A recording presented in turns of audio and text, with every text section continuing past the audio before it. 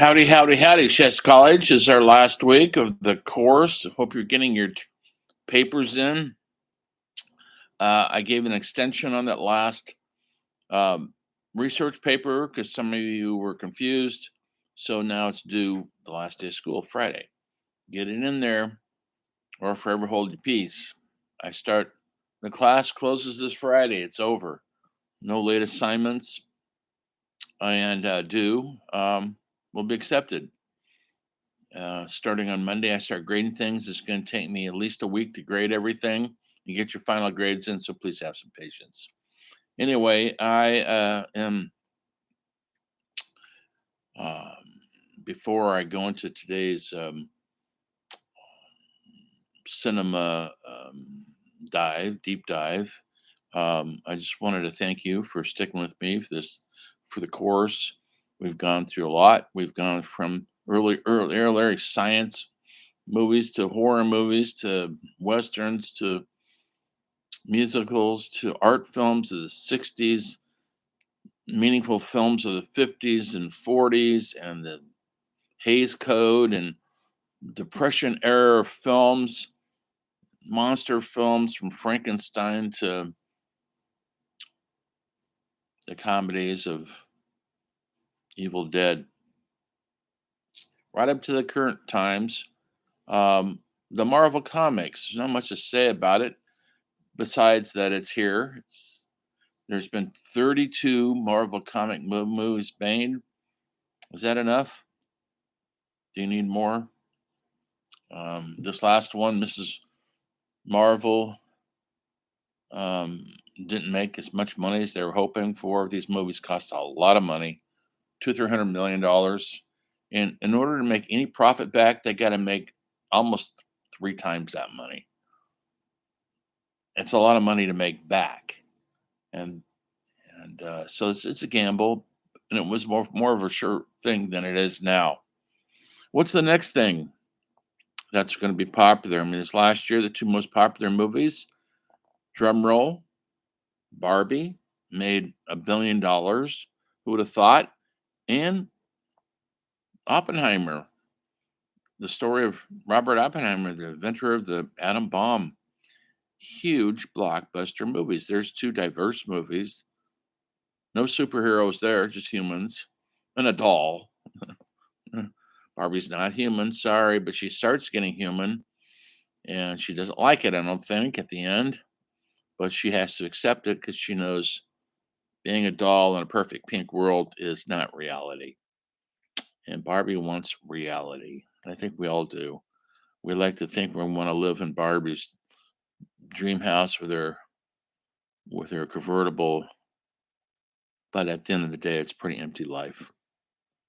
So queer cinema, the term they're using now is called the new queer cinema. What does that all mean? Well, it was coined by a writer in a film magazine in the 90s. And when a series of independent, low budget films came out in Sundance and other film festivals, Telluride, Toronto, Berlin, films like Go Fish, um, lesbian movie about a woman who's a lesbian who starts falling for a guy and how she's ostracized from her lesbian group because they don't approve of that. You either stick to your group or you're ostracized. Uh, Rosie Flores directed that. It was a very low budget movie. Nobody would know as actors. And I remember when I saw it, I was living in Santa Fe, New Mexico. I went to a little art theater there. And just to give you the context of it, there was maybe 50, 60 people in the audience, all of them women. I think I was the only guy in the audience, and I found the film rather boring, and I didn't really want to be there. I will check out any film, but don't bore me with your film. And I felt this one was just kind of okay, but I knew I couldn't leave because the women in the movie theater would try to kill me because I was a dude leaving the theater because I don't like lesbians. Not true. I love all humans who deserve it.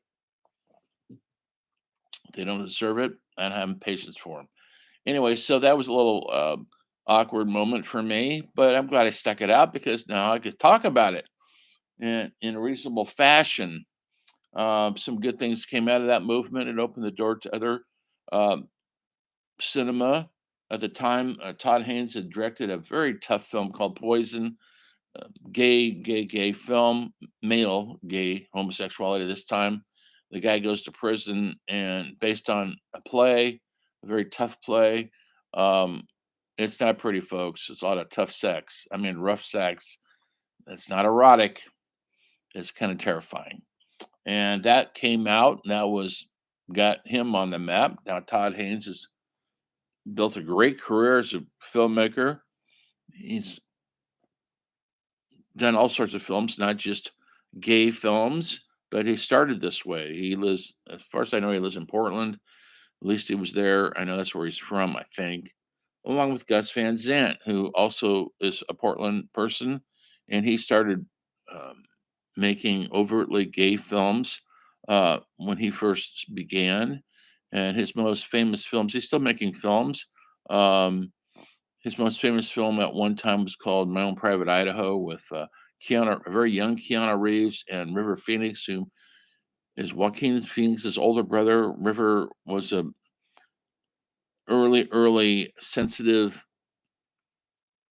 actor who is very rather feminine, and so in the book, they're gay hustlers, and uh, they have to leave Portland if they're going to survive.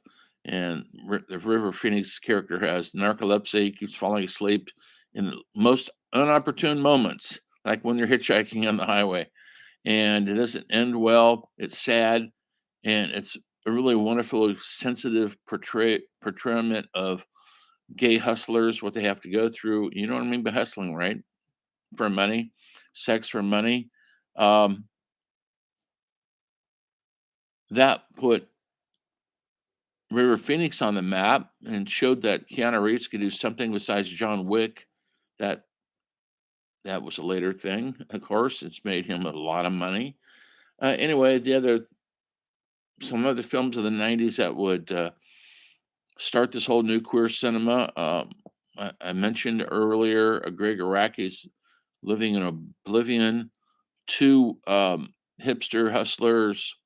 One of them has AIDS, and they go on a crime spree because he figures he's going to die, has nothing to lose. Maybe for $25,000, and it was a big hit on the circuit. Greg Araki's had a pretty healthy career. And all his films are not about gay hustlers, but they all have, I would say, queer sensibility, outsider art.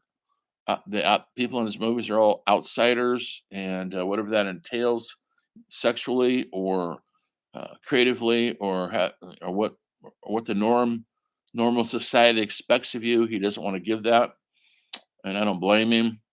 Um, those films were really the ones in the '90s that really propelled this whole new genre, if you want to call it that, of the new queer cinema.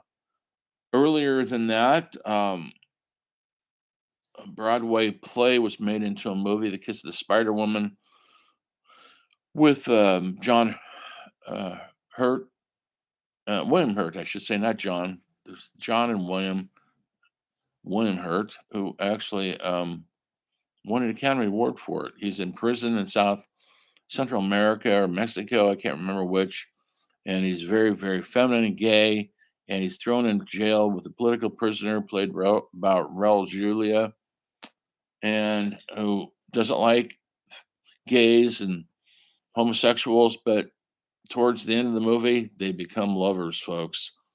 It's an intense movie, brilliantly portrayed by these two wonderful actors. That was 1985.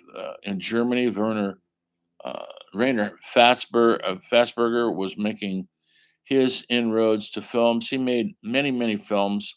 We didn't talk a lot about foreign films in this class because, well, we don't have time. I try to stick to American films, but he was a German filmmaker who was very prolific. I think he made 40 films in 10 years, something crazy like that. And one of them, many of them had homosexual themes, male and female, but he got wonderful reviews. Uh, Americans some American actors. Brad Davis is one starred in his movie. Brad Davis later died of AIDS, and as did Werner Fassbinder. Warner Fassbinder also died of AIDS before he was 40. He was a drug addict, pot smoker, chain smoker, guy who liked rough sex, and it essentially drove his creativity and killed him. Um, so these are movies that came out before the new queer cinema. Another Jim Jarmusch, Jim Derek Jarman, not Jim Jarmusch, but Jim Derek Jarman was an artistic cinematic director in England, making very underground films. A lot of them starring Tilda Swinton, who's become a very iconic, interesting actress in lots of great films. But she mostly started with him, and he had done a film called based on Shakespeare, Edward II, and he really made it about the sex drive of this king. What Shakespeare was couching and hiding, he brought out in the foreground, and it's a very artistic film. Not easy to take, not easy to, but really wonderfully creative. And went on to make some other films, um, obviously. And when he got AIDS, yes, he's dead from AIDS. His last film was I can't think of the name of it. I think it's just called Blue. I saw it actually. Is it a film? You tell me. All it is a blue screen for 2 hours and with voiceover narration, because by then, in real life, he had lost his vision. And so he made a film about with no visuals, and I sat through the whole thing, and it's about the voiceover narration is about a guy who's dying of AIDS. Um, I remember watching the film when I was living in Santa Fe, thinking I could see images. You sit there and stare at the screen long enough, you start imagining images on your own. I think that was the point of the story, but it's really powerful. The staring at a screen with audio going uh, can make you make your own movie inside your head, and maybe that was the purpose. Anyway, he's been dead now 25 years. So a lot of the queer directors have lived that lifestyle, and that was their passion. They want to show their life, and just like anybody else wants to show their life, from Francis Ford Coppola to Hal Ashby to Dennis Hopper and Easy Rider. Um, so there was films coming out early on, and going back to silent films, and they had to couch it though, especially when the rating system came in, the Hays Code. They couldn't just show this stuff; they had to imply it, and so the movies of the 30s with Jean um, Cocteau and stuff, French filmmaker, they had to couch their stories of homosexuality without being blatant about it. And we did that in this country. Um, John Schlesinger, one of my favorite directors, directed one of my favorite movies of all time, Midnight Cowboy, 1969. And it's about a male hustler from Texas who goes to New York to be a male hustler with women. That was the thing, but he was having sex with men also because not a lot of women pay for sex, folks. I don't believe. Maybe they do. But and he meets John Voight was wonderful in it. He meets another hustler, not a sexual hustler, just a guy who hustles people for money, played by Dustin Hoffman in a brilliant role as Ratso Rizzo. And they live together in a tenement that's being torn down, no electricity, no running water. It's misery. It's winter, colder than hell. And they bond over their desperation. And in that bond, they become not lovers, folks, but they are indeed a loving relationship. And Ratso Rizzo is sick with all sorts of ailments. It's probably tuberculosis or lung cancer. We never know. Living on the streets, living the hard life. His big dream is to move to Florida and live on the sunny beach. And so, towards the end of the movie, when he gets really sick, John Voight ends up selling everything he has, getting 2 bus tickets to Florida, and by the time they get to Florida, the Dustin Hoffman character has died, and the new life awaits John Voight. He's changed now. He's not the idealistic stud he thought he was. He's gonna have to get a regular job and live more of a regular life. He was deeply affected by his relationship with this little street lizard, Dustin Hoffman, Ratso Rizzo. Brilliant film with great music. It was a big controversial film at the time, rated X because of implied sexuality. You never saw it. It was implied, but you never saw it. They didn't show this stuff and they didn't use vulgar language like we do now because the rating system was still very much in place. Um, so these films came out long before the new queer cinema. There was no real movement, but every once in a while there'd be a movie like Sunday Bloody Sunday with made by John Schlesinger about a menage a trois. That's a three-way love affair, folks. If you don't know what that means, it's French. You know how those French are. Um, with Glenda Jackson.